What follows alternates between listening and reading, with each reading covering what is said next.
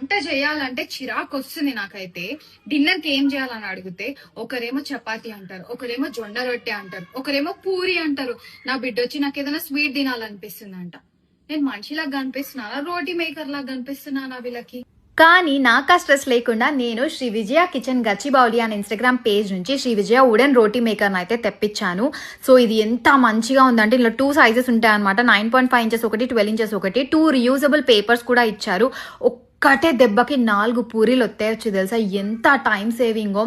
పూరి అనే కాకుండా మీరు మంచిగా చపాతీస్ చేసుకోవచ్చు, పరోటాలు చేసుకోవచ్చు, భక్షాలు చేసుకోవచ్చు, జొన్న రొట్టెలు కూడా చేయొచ్చు తెలుసా.